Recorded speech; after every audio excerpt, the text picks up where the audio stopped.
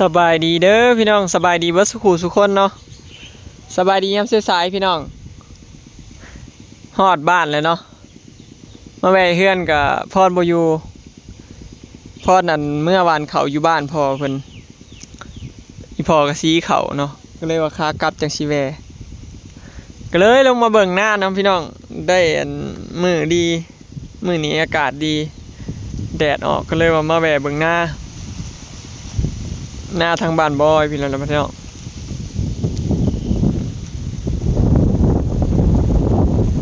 น้ำนองบอยพี่น้องยังบ่หลายปานใดเนาะเผื่อฮอดยามฝนนี่ก็น่าสิเต็มนองแล้วนี่ฮอดเดือน7นี่เนาะปีนี้ฝนตกแต่หัวปีเด้ฝนดีก็เลยว่าน้ำหลายนี่น้องหากก็เดือน5กำลังสิเข้าเดือน6เนาะเบิ่งเขามาเบิ่งเขาหน้าหวานพี่น้องเนาะเขาหน้าหวานอีพอเพิ่นหวานเขาปีนี้ตั้งแต่น้อยจนใหญ่ตั้งแต่เกิดมาซะพี่น้องบ่เคยเห็นหน้าหวานเลยเด้จักเถื่อเลยบ่เคยเลยเนาะบ่เคยจักเถื่ออีพอเราก็บ่เคยเห็นพ่อบอยกับสิว่าบ่เคยเห็นหน้าเลยก็แม่นพี่น้องเนาะบ่มีใครเคยเห็นหน้าเด้ครอบครัวบอยอีพอเรากับลงเห็นงานกรุงเทพตั้งแต่ยังน้อยตั้งแต่อันวัยรุ่นเลยตั้งแต่เป็นบ่าวแล้วก็ลงไปเห็นงานแล้วเราอยู่กรุงเทพมานี่เกือบ30 ปีแล้วพี่น้องฮะก็ขึ้นมาอยู่บ้านเลยบาง2-3 ปีนี่แหละเนาะบ่ได้ขึ้นมาเห็นหน้าจักเถื่อเด้ถ้าก็พากันขึ้นมาเห็นหน้าบาง2 ปีละ3 ปีหลังก่อนนี่แหละพี่น้องเห็นหน้า2 ปี พากันมาตุกรุงเทพ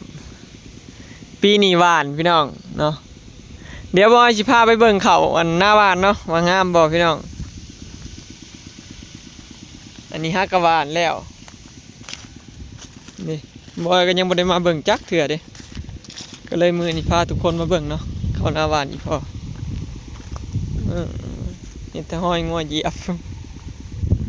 โอ้งามเติบเลยพี่น้องงามอยู่บ่พี่น้องเนาะผู้เคยเห็นหน้าหวานนะแบบนี้งามอยู่บ่ซ้ำนี้ทั้งนั้นอีพอฮักกะหวานเนาะอันนี้หวานแล้วแต่เฮิงนะกับหน้าให้ใหญ่เห็นบ่หน้าให้ใหญ่นี่คือสีงามอยู่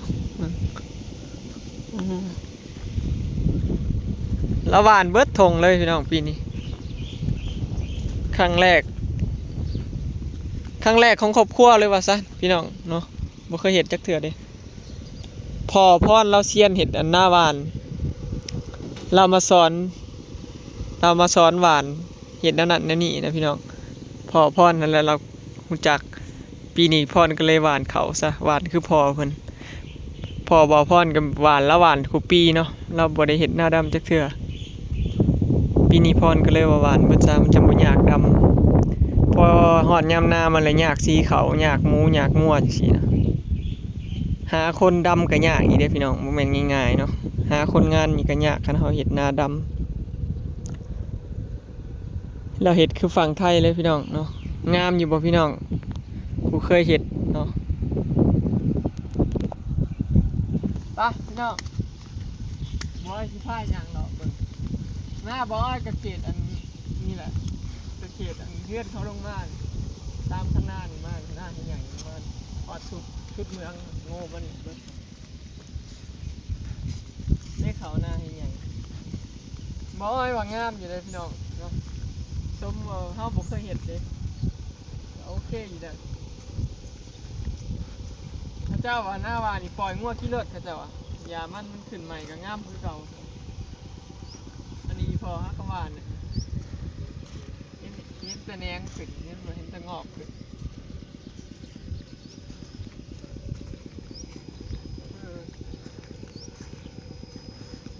งามอยู่เนาะ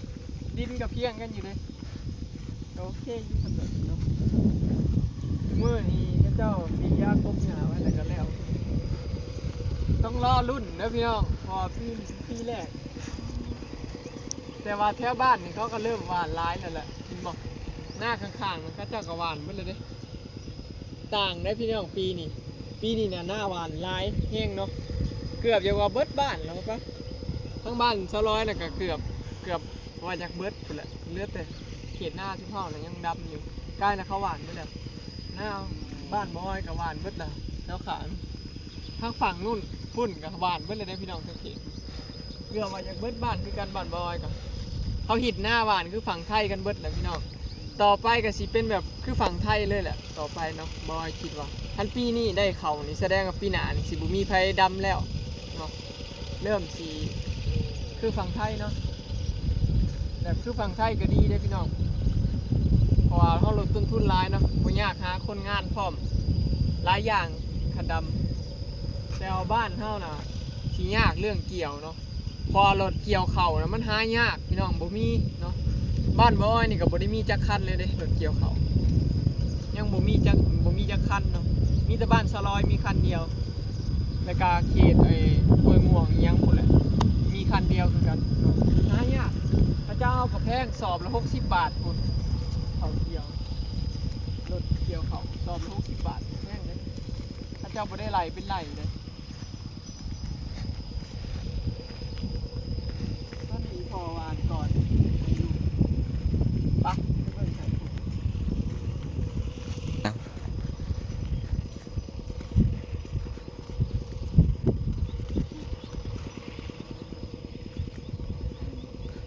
ให้นี้ยังบ่ออกรู้ว่ามันขึ้นบ่หรือว่ามีกันหวานหวานเนี่ยเนาะ ว่านะมันคือ ยังต้องใช้ยังเวทฝนตกไปจะได้มือนี่ให้ดีพอระหว่างตอนหมูกับไห้ตะลุ่มนั่นแหละปิดหน้าหวานเบิดเลยพี่น้องหน้าบอยปีนี้งามอยู่ได้บอยว่าพอดีเนาะบอยว่าพอดีอยู่ได้พี่น้องความห่างความยังหวานงามอยู่เด้พอพรมาสอนมาบอกว่าเห็ดงามได้ครับนี่เพราะว่าผมมีใครเห็ดเป็นได้พี่น้องหน้าหวานเริ่มโบมาหยังมาพี่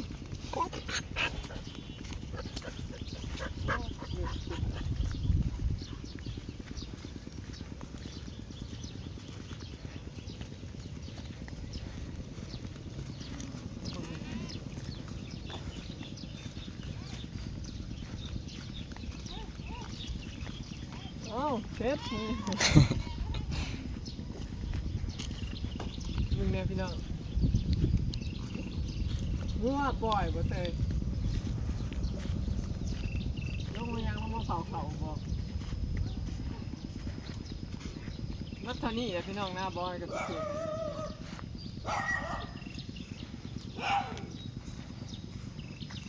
ไอ้นี่ของเจ้าของชาวหมกด้วยเนาะอันนี้หน้าข้าเจ้าพี่น้องตามให้ขายข้าเจ้าญาติพี่น้องเนี่ยข้าเจ้าเขาซื้อตกปลาน้ำแบ่งข้าเจ้าไอ้นี่งามอยู่เนาะแต่ว่านี้เป็นหน้าดินดากเลยพี่น้องโน้ยังเตย เราก็จับมัน เกือบมั่ว เรียบร้อยเหยียบ ป้าอีแอมมันคือเดียวตลอดมันคือหนังโหลดเป็น เฮ้ยถ้าออกประตูเพื่อนไปเลยไม่เคย อันนี้เตี้ยงหน้าหน่อยทำตามใจทำตามใจ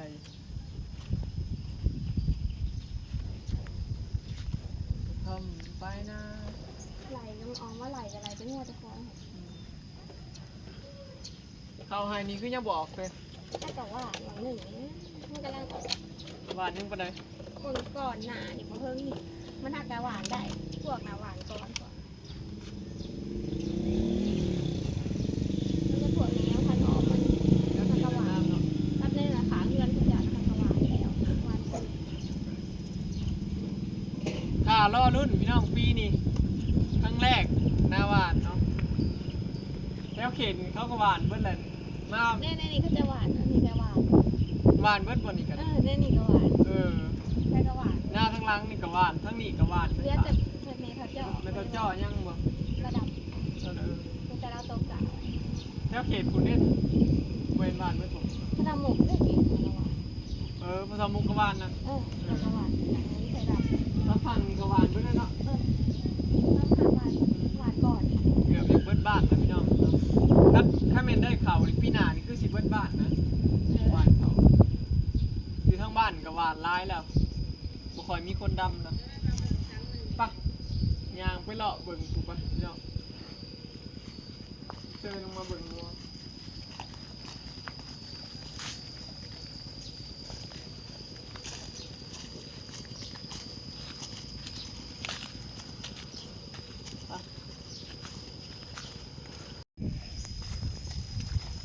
ปะพี่น้องยังเลาะบนเขาเนาะ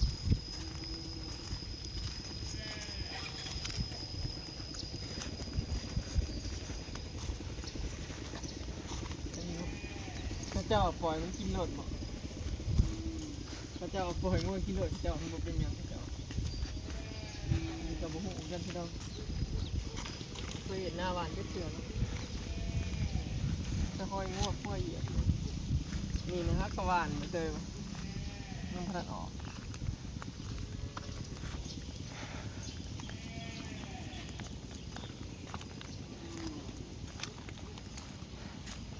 ฉันเห็นแบบโบมีหยาแบบนั้นมีแต่เข่ากินแล้วไงนี่คือได้กินเข่าอยู่พี่น้องนี่คือได้เข่าอยู่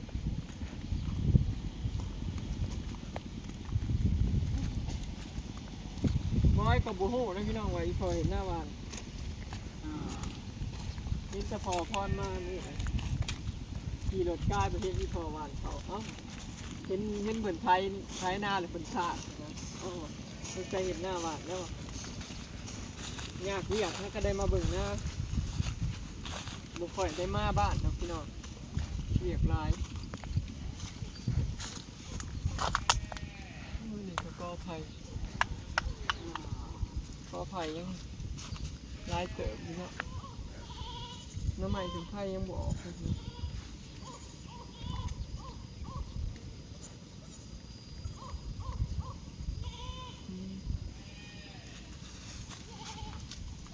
บ่แบะ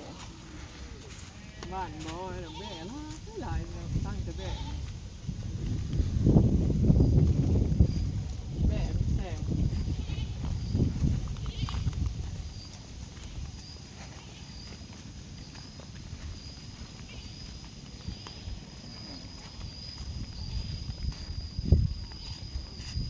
นี่ไง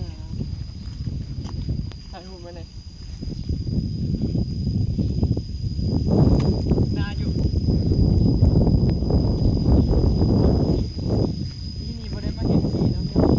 บ้านมันเขาบอกยากเที่ยวไปเที่ยวมาเนาะเลยว่าไอ้พอเฮ็ดอีกอย่างไม่ใช่ก็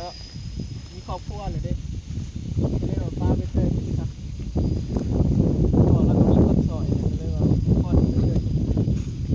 แรกๆพังมันก็ดูคุณร้านด้วยว่าจังหวะนั้นโอ้โหเดี๋ยว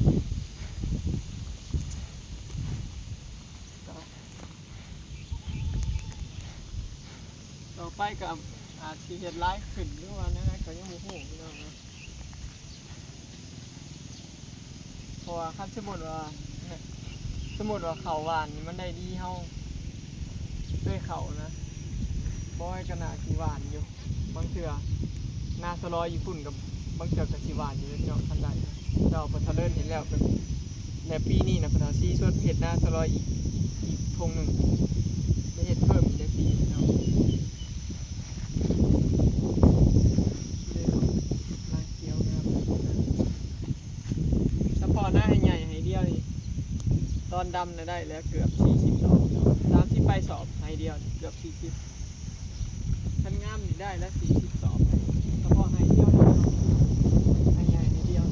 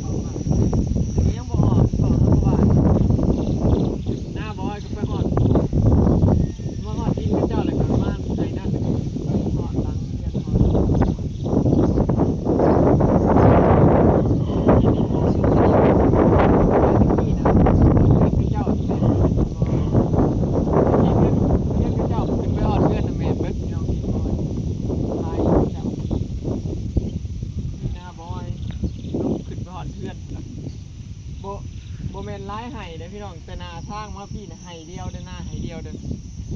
ความยาวไห้เนี่ยสมัยตะกี้บ่เห็นหน้าก็มีใหญ่2คนน่ะตะกี้จ้างเขาเจ้าเห็นหน้าดำก็มีใหญ่2คนทั้งไห้ทั้งดำกี่สมัยยังน้อยๆจนสิบ่จืดพี่น้องไห้ไปนำดำไปนำหน้ามันยาวเด้ดำ2คนแต่กกตาลเนี่ยมาฮอดหลังพี่น้องมาฮอดหลังความยาวไห้ดำนาไห้ไปนำดำไปนำฮอดเลยพี่น้องมีแต่ไห้ยาวบ่ได้ขึ้นไปนะไห้ยาวขึ้นไปที่ฮอดเลยมีแต่ไห้ยาวเขตนี้มามีแต่ไห้ใหญ่ปะยาวนี่แหละพี่น้องเนาะต้องรอรุ่นขาเบิ่งมาต้อมมันขึ้นเนาะว่าที่มีหญ้าบ่ได้ยินแต่เขาว่าถ้าหวานเขาแล้วเขาฉีดยากบหญ้าโลดเลยต้องรอรุ่นว่าหญ้าสิขึ้นบ่หรือว่าเขาสิงามบ่พี่น้องก่อนเป็นปีแรกเลยเคยเห็นกับบ่กล้าเห็นเด้อพี่น้องมันเห็นมันถงแล้วนี่แต่บ่กล้าเห็นเด้อเราเคยเห็นมันกินบอกมันลุกมามันบ่ได้เข้ามานี่เอาจริงเลยพอใส่ทุนในการหวานเขานี่ก็หลายสอบเด้อพี่น้องเห็นว่าหวานเขาก็จริงอยู่เฮาบ่ได้ใส่แบบเฮาบ่ได้เปลืองเงินจ้างคนดำหั้นนะแต่ว่าเฮาก็เปลืองเขาเฮาหลายสอบเด้อเพื่อเฮาสิหวานเพิ่นทุกจะใส่ทุนทำอะไรเบิ่งราคาเขานี่ก็หลายบาทอยู่เด้อเพื่อเฮาสิหวานเบิดส่งเนาะ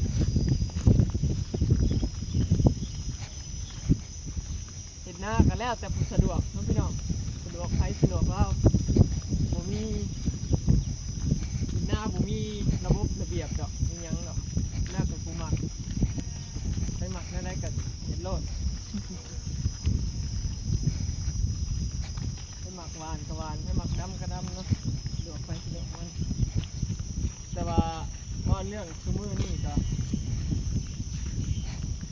บ่ว่าอยากไปทางหวานหลายกว่าเนาะเพราะว่า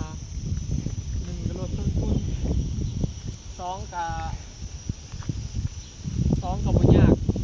นำคนมาซั่นซะบ่ยากหาคนงานดำนาบ่ยากหาคนงานลกกาอีกนะพี่น้องเราก็ประหยัดเวลาไปแต่ก็ประหยัดต้นทุนไปหน่อยนึงเพราะมีแต่ขาเกี่ยวนะสบายหวานแล้วก็แล้วได้บัดถ้าหวานเขาแล้วก็แล้วเนาะเขาบ่ได้เฮ็ดแบบมีแต่ขาเกี่ยวอย่างเดียวบัดนี้มันก็สบายนะพี่น้องไปใช่เนาะ2ผู้มีกันเนาะโอเคเนาะพี่น้องเขาอันบ่งามอยู่พี่น้องนะบ้านงามก็คอมเมนต์มาเด้อพี่น้องผู้ใดเคยเห็น